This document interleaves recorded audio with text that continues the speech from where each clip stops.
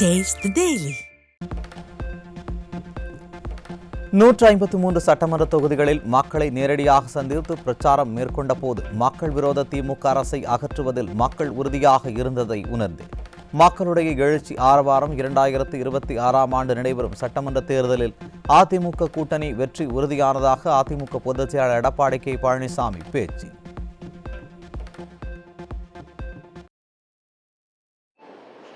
கிட்டத்தட்ட 153 சட்டமன்ற தொகுதியில் நேரடியாக இந்த தொகுதியில் இருக்கிற மக்களை சந்தித்து இந்த பிரச்சாரம் மேற்கொண்டுள்ளேன். அந்த 153 சட்டமன்ற தொகுதியிலும் மக்களுடைய எழுச்சி ஆரவாரம் அடுத்த ஆண்டு நடைபெறுகின்ற சட்டமன்ற பொதுத் தேர்தலில் அனைத்து இந்திய அண்ணா திராவிட முன்னேற்ற கழக தலைமையில் அமைக்கப்பட்ட கூட்டணிக்கு வெற்றி உறுதி என்பதை அதன் மூலம் நாங்கள் தெரிந்து கொண்டோம். அதே நேரத்தில்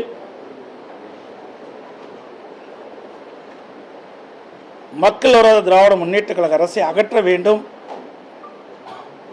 அதையும் அந்த எழுச்சி பயணத்தின் போது நான் உணர்ந்து கொண்டேன். ஊழல்வாதி என செந்தில் பாலாஜிக்கு பட்டம் சூடிய ஸ்டாலின் அமைச்சர் பதவி எப்படி கொடுத்தார் என அதிமுக பொதுச் செயலாளர் எடப்பாடி கே பழனிசாமி கேள்வி. செந்தில் பாலாஜி அதிமுகவில் இருந்தபோது ஊழல்வாதி என ஸ்டாலின் பேசிய வீடியோவை காண்பித்து திமுகவின் முகத்தை தோலுரித்து காட்டிய அதிமுக பொதுச் செயலாளர். இந்த மாவட்டத்தில் ஒருத்தர் இருந்தார், அமைச்சர் செந்தில் பாலாஜி. அவரை பத்தி சொல்ல வேண்டிய அவசியமே இல்லை. ஏற்கனவே 15 முறை அமைச்சரவை மாத்தினப்போ இவரை மட்டும் மாற்ற மாட்டாங்க. அந்த அளவுக்கு ஒரு முக்கியத்துவமான அமைச்சராக இருந்தார். இன்னைக்கு பாத்தீங்கன்னா அவரு மட்டும் இல்ல, ஒட்டுமொத்தமாக பாலாஜியினுடைய தம்பி இந்த கரூர் மாவட்டத்தை தன்னுடைய கட்டுப்பாட்டில் வச்சிருக்கிறாரு. கட்டுப்பாடுனா கொள்ளையடிக்கிறதுல, ஊழல் செய்யறதுல, லஞ்சம் வாங்குறதுல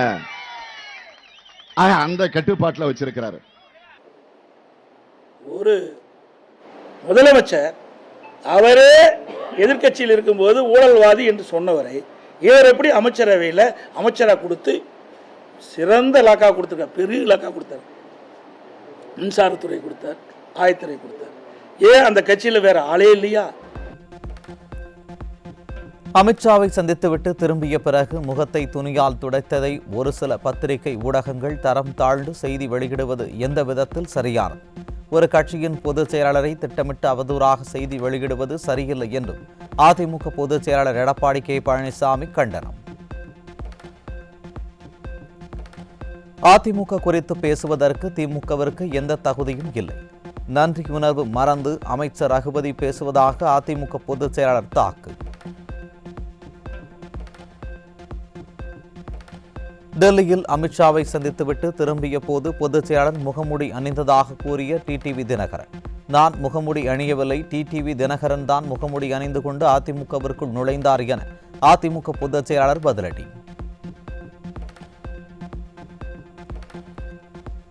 சேலம் ஓமலூரில் திமுக உள்ளிட்ட மாற்றுக் கட்சிகளைச் சேர்ந்த 500க்கும் மேற்பட்டோர் கழக பொதுச் செயலாளர் எடப்பாடி கே பழனிசாமி முன்னிலையில் அதிமுகவில் தங்களை இணைத்துக் கொண்டனர். அதிமுகவில் இணைந்த புதிய உறுப்பினர்களுக்கு கழக பொதுச் செயலாளர் கழக துண்டை அணிவித்து வாழ்த்து. மக்கள் விரோத திமுக அரசை வீட்டுக்கு அனுப்பி மக்கள் ஆட்சியை மலர வைக்கும் மக்களை காப்போம், தமிழகத்தை மீட்போம் என்ற உன்னத எழுச்சி பயணமாக நாளை மீண்டும் பிரச்சாரத்தை துவங்குகிறார் அதிமுக பொதுச் செயலாளர் எடப்பாடி கே பழனிசாமி. 53வது நாளான நாளை ராசிபுரம், சேந்தமங்கலம் தொகுதிகளில் பரப்புரை மேற்கொள்கிறார் புரட்சி தமிழர். தமிழகத்தில் கொலை, கொள்ளை, பாலியல் வன்கொடுமை, போதைப் பொருள் புழக்கத்தால் சட்டம் ஒழுங்கு சீரழிந்துவிட்டது. முன்னாள் அமைச்சரும் தலைமை நிலைய செயலாளருமான SP வேலுமணி குற்றச்சாட்டு. குற்றங்களை தடுக்க வேண்டிய காவல்துறையினர் வேடிக்கை பார்த்துக் கொண்டிருப்பதாகவும் SP வேலுமணி புகார்.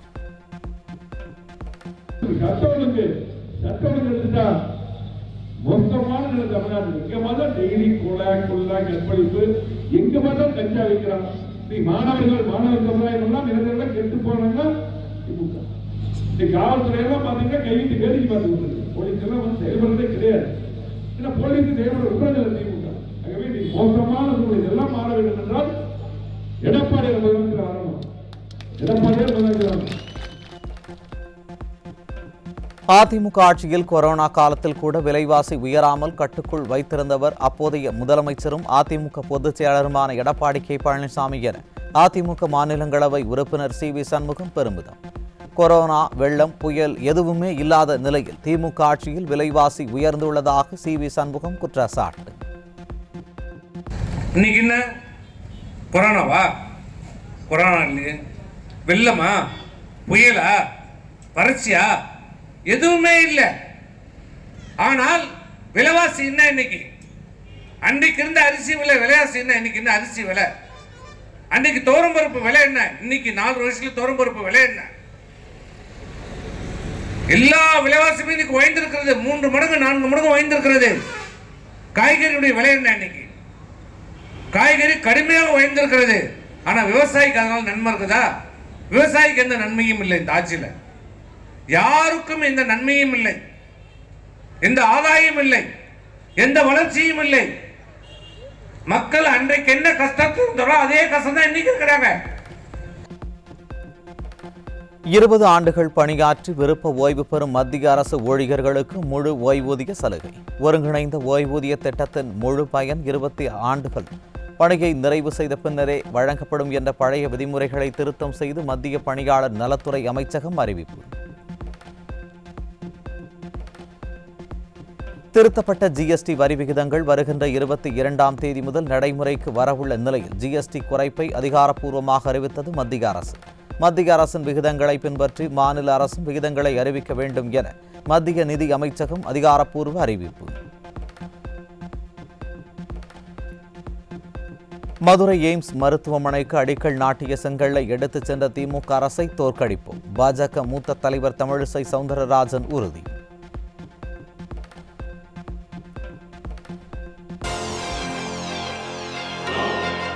மழை நிலவரம், தங்க விலை நிலவரம் போல் கொலை நிலவரத்தை எடுத்து பாலியல் வன்முறை நிலவரம். இன்றைய பாலியல் வன்முறை நிலவரம். சென்னை நெசப்பாக்கம் பகுதியில் தெருவில் நடந்து சென்ற பெண்ணிடம் பைக்கில் வந்த இளைஞர் பாலியல் தொல்லை அளித்த அவலம். தலைநகர் சென்னையிலேயே பெண்கள் சாலையில் பாதுகாப்பாக நடந்து செல்ல முடியாத அளவிற்கு பொம்மை முதல்வர் ஸ்டாலின் ஆட்சியில் பாலியல் குற்றங்கள் அதிகரித்துள்ளதாக மக்கள் குற்றச்சாட்டு. விருதுநகரில் 17 வயது சிறுமியை திருமணம் செய்து கர்ப்பமாக்கிய இளைஞர் சிக்கினார். குழந்தை திருமணங்களை தடுக்க திராணியின்றி விடிய அரசின் சமூக நலத்துறை திணறி வருவதாக பொதுமக்கள் விமர்சனம். சேலத்தில் ஓடும் அரசு பேருந்தில் செவிலியர் மாணவிக்கு இளைஞர் பாலியல் தொல்லை அளிப்பது குறித்து கூறியும் கண்டுகொள்ளாமல் இருந்த நடத்துனரிடம் வாக்குவாதம் செய்த மாணவியின் பெற்றோர் மற்றும் உறவினரை சிறையில் அடைத்து விடிய அரசின் ஏவல் துறை அராஜகம். பாலியல் தொல்லை குறித்து மாணவியின் சகோதரி டவுன் காவல் நிலையம் மற்றும் அனைத்து மகளிர் காவல் நிலையத்தில் அளித்த புகாரை வாங்காமல் அலைக்கழிப்பு. பொது பஸ்ல போறது கூட ஒரு பெண்ணுக்கு பாதுகாப்பு இல்லைன்னா எப்படி? ஒரு வீட்டுல எல்லாரும் எல்லா இடத்துக்கும் வர முடியாது. கூட பொம்பளை பிள்ளைக்கு சேஃப்டியா எல்லா இடத்துக்கும் வர முடியாது. வெளியே டிராவல் பண்றதுதான் ஒரு ஃபேமிலியா அடிச்சு டிராவல் பண்றோம். கண்டக்டர் டிரைவர்லாம் ஒரு சகோதரர் மாதிரி நினைச்சுதான் டிராவல் பண்றோம். அவங்களே இந்த மாதிரி மிஸ்பிஹேவ் பண்ணா அரசு பேருந்துல எங்களுக்கு ஒரு என்ன சொல்றது, ஒரு சுதந்திரம் இல்லைன்னா எப்படிங்க? ஃப்ரீ பஸ் தாங்க. ஃப்ரீ பஸ்ல ரொம்ப மோசமா ட்ரீட் பண்றாங்க. ஃப்ரீயா தானே வரீங்கன்னு சொல்லிட்டு பஸ்ஸை கூட நிறுத்துறது இல்ல. பாலியல் தொல்லை அளித்தவரை சுதந்திரமாக விட்டுவிட்டு பாதிக்கப்பட்டவர்களை தண்டிப்பதுதான் அப்பா ஸ்டாலின் மாடல் ஆட்சியா என பொதுமக்கள் ஆவேசம். தூத்துக்குடியில் கர்ப்பமான 17 வயது கல்லூரி மாணவிக்கு நாட்டு மருந்து கொடுத்து 7 மாத சிசுவை கொன்ற காதலன் சிக்கினான். அப்பா ஸ்டாலின் ஆட்சியில் சிறுமிகளுக்கு எதிரான வன்கொடுமை சம்பவங்கள் அதிகரித்துள்ளதாக குற்றச்சாட்டு. மழை நிலவரம், காய்கறி விலை நிலவரம் போல் திராவிட மாடல் ஆட்சியில் கொலை நிலவரத்தை அடுத்து இன்றைய போதைப் பொருள் விற்பனை நிலவரம். ஈரோட்டில் இளைஞர்களை சீரழிக்கும் போதைப் பொருளான கஞ்சா விற்பனையில் ஈடுபட முயன்ற இளைஞர் சிக்கினார். தமிழகத்தில் புழக்கத்தில் இருந்து வரும் போதைப் பொருட்களை கட்டுப்படுத்த திராணியற்ற பொம்மை முதல்வராக ஸ்டாலின் இருப்பதாக மக்கள் விமர்சனம்.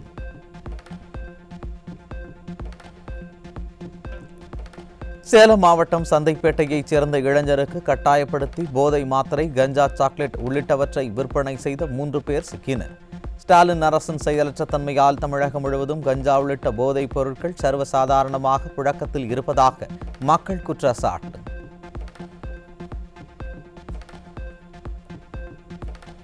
ஆந்திராவில் இருந்து சென்னைக்கு இளைஞர்களின் வாழ்வை சீரழிக்க போதை மாத்திரைகளை கடத்திய பன்னீர்செல்வம், சந்துரு, பிரேம்குமார் ஆகியோரிடமிருந்து 800 போதை மாத்திரைகள் சிக்கின. இத்தகைய கடத்தல் தொடர்ந்து நடப்பது போலீஸ் கண்காணிப்பு தோல்வியை மேலும் உறுதிப்படுத்துவதாக குற்றச்சாட்டு. சென்னை மணலி அருகே 4 ரவுடிகளிடம் இருந்து 2.5 கிலோ கஞ்சா சிக்கிய வழக்கில் புதுமாப்பிள்ளை போல் பட்டாக்கத்தியுடன் நடமாடிய ரவுடியின் வீடியோ வெளியானது. திறனற்ற ஸ்டாலின் ஆட்சியில் போலீசுக்கே போக்கு காட்டும் ரவுடிகள் குற்ற சம்பவங்களில் ஈடுபடுவதாக பொதுமக்கள் குற்றச்சாட்டு. திண்டுக்கல் ரயில் நிலையத்திற்கு வந்த ஹவுரா கன்னியாகுமரி ரயிலில் 5 கிலோ கஞ்சா மற்றும் 20 கிலோ குட்கா சிக்கியது. ஸ்டாலின் அரசின் செயலற்ற தன்மையால் வெளிமாநிலங்களில் இருந்து தங்கு தடையின்றி கஞ்சா விநியோகம் நடைபெறுவதாக பொதுமக்கள் விமர்சனம். திண்டுக்கல் மாவட்டம் கொடைக்கானல் அப்சர்வேட்டரி பகுதியில் போதை காளான் விற்பனை செய்த ஜெகநாதன் என்பவர் பிடிபட்டார். சுற்றுலா தளமான கொடைக்கானல் போதையில் சிக்கி சீரழிவதாக கொடைக்கானல் வணிகர்கள் வேதனை. செங்கல்பட்டு, திருவள்ளூர், விழுப்புரம், கள்ளக்குறிச்சி, திருவண்ணாமலை, வேலூர் உள்ளிட்ட 10 மாவட்டங்களில் இருந்து பறிமுதல் செய்யப்பட்ட கஞ்சா உள்ளிட்ட 7000 கிலோ போதைப் பொருட்கள் செங்கல்பட்டு மாவட்டம் தென்மேல்பாக்கத்தில் தீயிலிட்டு அழிப்பு. ஸ்டாலின் ஆட்சியில் இளைஞர்கள் சீரழிவு ஒருபுறம் இருக்க கோடிக்கணக்கிலான கடத்தல் பொருட்களில் பிடிபட்டும் வெறும் 7000 கிலோ போதைப் பொருட்களை அழிப்பதாக கூறி ஏவல் துறை நாடகமாடுவதாக மக்கள் குற்றச்சாட்டு.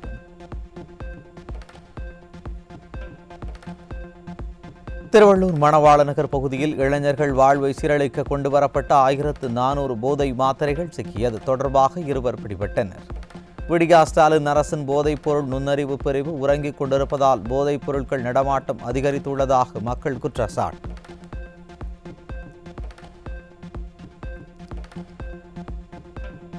மதுரை மாநகரில் பறிமுதல் செய்யப்பட்ட 5 கோடி ரூபாய் மதிப்பிலான 975 கிலோ கஞ்சா நெல்லை மாவட்டம் நாங்குநேரியில் உள்ள தொழிற்சாலையில் அழிப்பு. இளைஞர்கள் வாழ்வை சீரழிக்கும் கஞ்சா கடத்துவோரை முற்றிலும் ஒடுக்காமல் பறிமுதல் செய்யப்பட்ட கஞ்சாவை மட்டும் அழித்தால் போதை நடமாட்டம் ஒழிந்துவிடுமா என ஸ்டாலின் அரசுக்கு மக்கள் கேள்வி.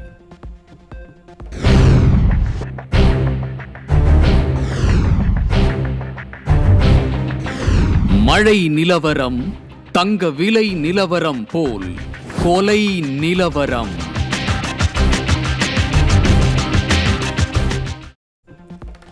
தமிழ்நாட்டில் சந்தி சிரிக்கும் ஸ்டாலின் ஆட்சியில் கடந்த 18 நாட்களில் 84 கொலை சம்பவங்கள் அரங்கேறி உள்ளதால் மக்கள் அதிர்ச்சி. கடந்த 2 நாட்களில் 11 கொலைகளும், இந்த ஆண்டில் மட்டும் கடந்த 261 நாட்களில் 983 கொலைகள் அரங்கேறியுள்ள நிலையில் தமிழ்நாட்டை தலைகுனிய விடமாட்டோம் என வெற்று வசனம் மட்டுமே பொம்மை முதல்வர் ஸ்டாலின் பேசி வருவதாக மக்கள் குற்றச்சாட்டு. சென்னை மாம்பலம் ரயில் நிலையத்தில் 25 வயது இளைஞர் ஒருவர் அடித்து கொலை செய்யப்பட்ட சம்பவத்தால் அதிர்ச்சி.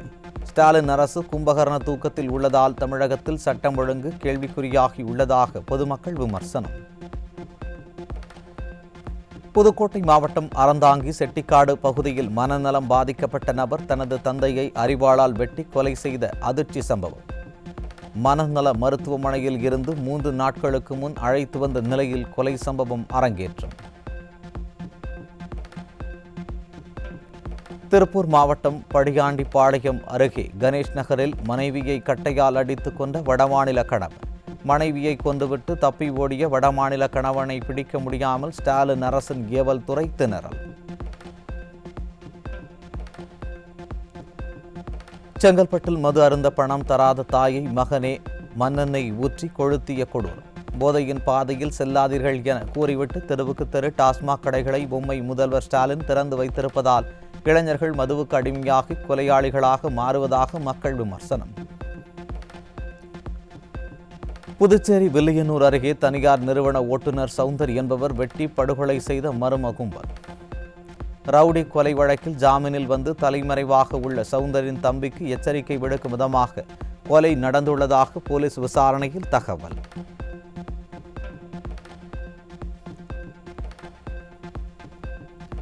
சென்னையில் பிரபல தங்க வைர வியாபாரி மோகன்லால் காத்தாரி மற்றும் மார்க் பிராட்பட்டிஸ் இயக்குனர் ராமகிருஷ்ணன் ரெட்டி வீடுகளில் அமலாக்கத்துறை சோதனை. பல நூறு கோடி ரூபாய் வரி ஏய்ப்பு மற்றும் சட்டவிரோத பண பரிவர்த்தனை புகாரில் சென்னை பல இடங்களில் சோதனை.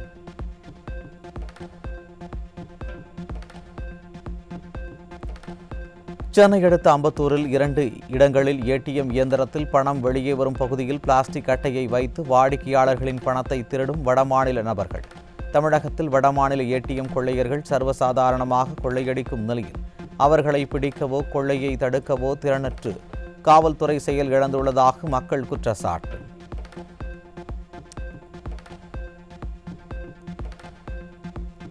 தேனி மாவட்டம் ஆண்டிப்பட்டி அருகே எறும்பு திண்ணியை வேட்டையாடி செதில்களை விற்பனை செய்ய முயன்ற 5 பேர் கொண்ட கும்பல் சிக்கியது. திமுக ஆட்சியில் வன உயிர்களுக்கு கூட பாதுகாப்பு இல்லை என மக்கள் குற்றச்சாட்டு.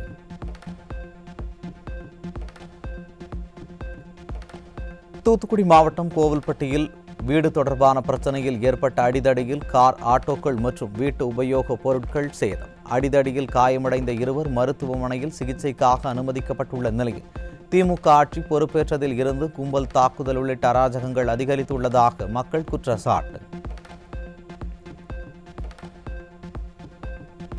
திருவண்ணாமலை மாவட்டம் ஆரணி அருகே 60 வயது மூதாட்டியிடம் 3.5 சவரன் தங்க நகைகளை பறித்த இளைஞர் பிடிபட்டார். ஸ்டாலின் மாடல் ஆட்சியில் கொலை, கொள்ளை, வழிப்பறி உள்ளிட்ட குற்ற சம்பவங்களின் கூடாரமாக தமிழ்நாடு மாறியுள்ளதாக பொதுமக்கள் குற்றச்சாட்டு.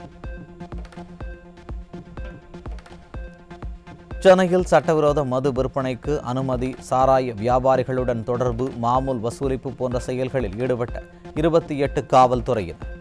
அதிமுக ஆட்சியில் சட்டவிரோத நடவடிக்கைகளை தடுக்க வேண்டிய காவல்துறையினரே சட்டவிரோத செயல்களில் ஈடுபடும் அவலம் நிலவுவதாக குற்றச்சாட்டு. திருநெல்வேலியில் வாகன சோதனையில் ஈடுபட்டிருந்த சிறப்பு சார்பு ஆய்வாளர் இருசக்கர வாகன ஓட்டியை காரின் முன்பகுதியில் மோதி இழுத்து செல்லும் வீடியோ காட்சிகள் வெளியீடு. திறனற்ற ஸ்டாலின் ஆட்சியில் காவல்துறையினரின் அராஜகம் நாளுக்கு நாள் அதிகரித்து வருவதாக பொதுமக்கள் குற்றச்சாட்டு.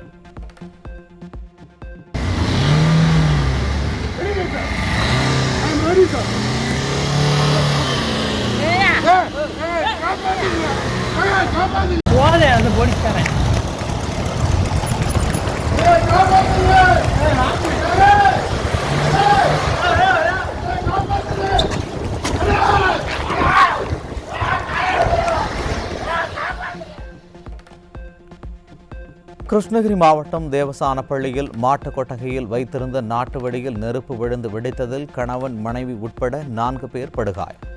அதிமுக ஆட்சியில் நாட்டு வெடிகுண்டு வீட்டு உபயோகப் பொருள் போல் சர்வசாதாரணமாக புழங்குவதை தடுக்க வழியின்றி திணறும் காவல்துறை.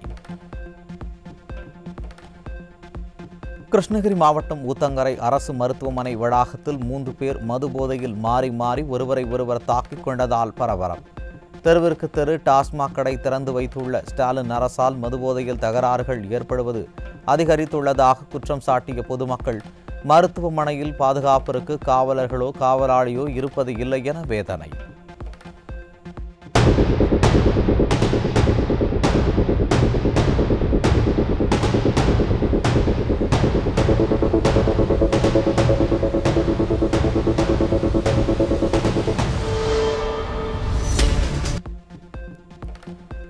சட்டசபையில் துறை வாரியாக வெளியிடப்பட்ட அறிவிப்புகளில் 256 அறிவிப்புகளை கைவிட தமிழக அரசு முடிவு செய்துள்ளதால் அதிர்ச்சி. நிலம், நிதி சார்ந்த பல்வேறு பிரச்சனைகளால் சில திட்டங்களை செயல்படுத்த முடியாத நிலை உள்ள போதும் வெற்று அறிவிப்புகளை வெளியிட்டு அதை கைவிடுவது ஏன் என மக்கள் காட்டம்.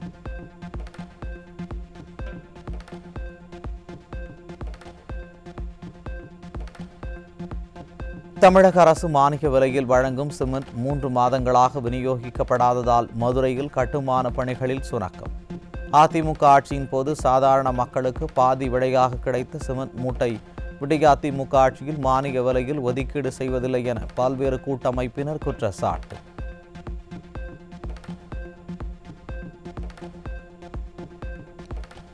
மயிலாடுதுறை மாவட்டம் சீர்காழி அரசு மருத்துவமனையில் ஊசி போடப்பட்ட கர்ப்பிணிகள் உட்பட 36 பேருக்கு உடல் நலன் பாதிக்கப்பட்டதால் பரபரப்பு. விளம்பர வெறியர் மாசு வசமுள்ள சுகாதாரத்துறை செயல் இழந்துள்ளதால் அரசு மருத்துவமனைக்கு சிகிச்சைக்கு செல்பவர்களின் உயிருக்கு அச்சுறுத்தல் நிலவுவதாக மக்கள் அச்சம்.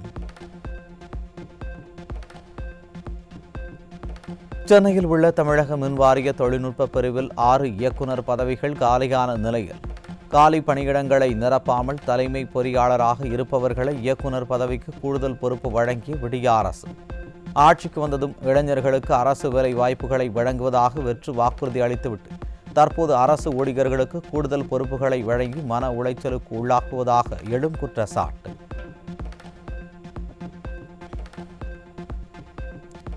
ராமநாதபுரம் நகராட்சி பள்ளியில் உங்களுடன் முதல்வர் முகாம் நடத்தப்பட்டதால் பள்ளி மாணவர்கள் கடும் அவதி.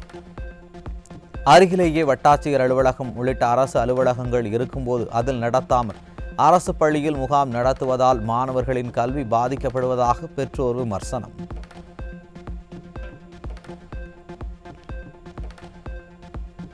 கடலூர் மாவட்டம் பின்னலூர் கிராமத்தில் நிரந்தர நெல் சேமிப்பு கிடங்கு மற்றும் கொள்முதல் நிலையம் இல்லாததால் விவசாயிகள் அவதி. விடியா ஸ்டாலின் அரசு கொள்முதல் நிலையம் அமைக்க நிதி ஒதுக்கி 2 ஆண்டுகள் கடந்து கட்டுமான பணிகள் துவக்கப்படவில்லை என விவசாயிகள் குற்றச்சாட்டு.